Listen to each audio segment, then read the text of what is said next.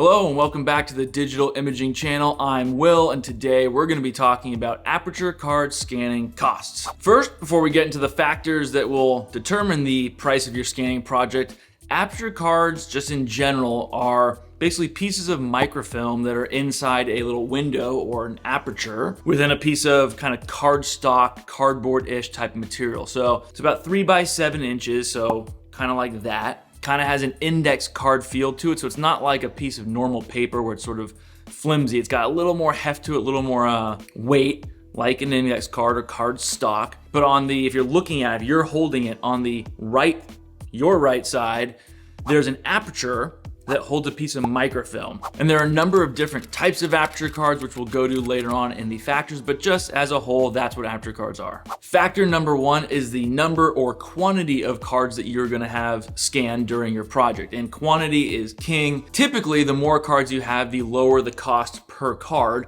Now that's in general, so if you have 100,000 or 1,000,000 cards, the more you have typically goes up to a certain point. But if you have, let's say, a handful of cards, 5 or 10, we're not looking at really unit costs. That's gonna be more on the project fee side because it's such a small project. Most Aperture card scanning projects are going to run in the tens to hundreds of thousands of cards, but we see all types of projects, so you can be anywhere in that range or above or below that range. And if you're wondering how to figure out how many cards you have, no, you don't have to count every single card. There's a quick way to get an estimate, and that's by doing the pinch and inch method. So what you're gonna do, let's say you have a cabinet or cabinets full of cards, whatever it is, you can go up to one of the cabinets, pull out a drawer, and you're probably gonna have rows of Aperture cards in that drawer. So what you're gonna do is, if you have that drawer open, you're going to measure out an inch. You can just leave it as is, however they're stacked. You don't need to sort of separate them or tighten them together. Just lay a ruler on top, figure out an inch, pull out that inch of cards and count how many there are.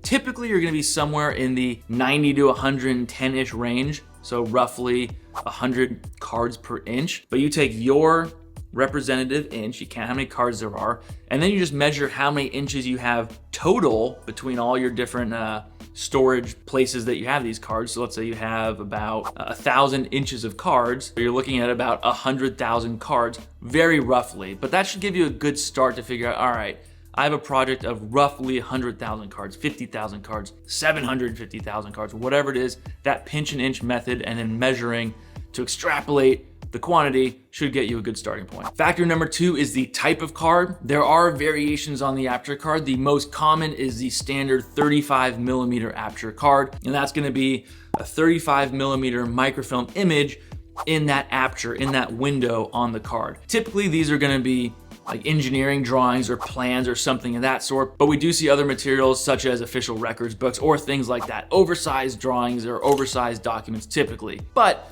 there are other types. There's the 16mm Aperture card. So you still have the 35mm aperture, but you're gonna have a piece of film that has 16mm images on it. You may have dual channel 16mm. You may have a 35mm frame with multiple 16mm images on it. So there are variations on the type of card you have, and that will be important for your cost, because when it comes to actually scanning these and producing and getting you the images after they're scanned, if it's a single image, easy. We capture it, we scan it, we crop it, you're done. If you have multiple images in a card, are you okay with having those multiple images be part of the single image you receive? Or do you want those images separated? That's called cropping and framing. So that could be an increased cost to segregate those images to get you the individual documents instead of just a single frame. You also have something called hollerith, which is where there are these little punch holes on the card itself, on the physical card, and that will play into indexing, which we'll talk about later on. But that type of card, hollerith, can be a lower price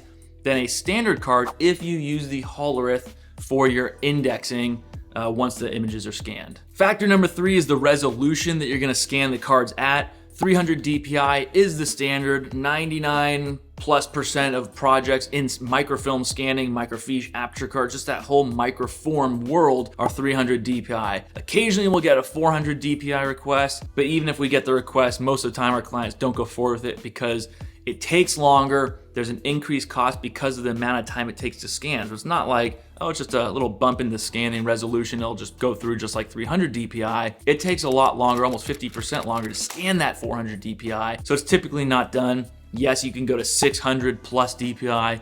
You could drop it to 200 as well, but the standard is 300 DPI. So we recommend going with that unless there's a very valid reason to change that scanning, because you're gonna get good images, you're gonna get good results from 300 DPI. Those are the first 3 factors that will go into the price of your Aperture card scanning project. Quick, down and dirty. Keep an eye out for parts 2 and 3 of this Aperture card scanning cost series.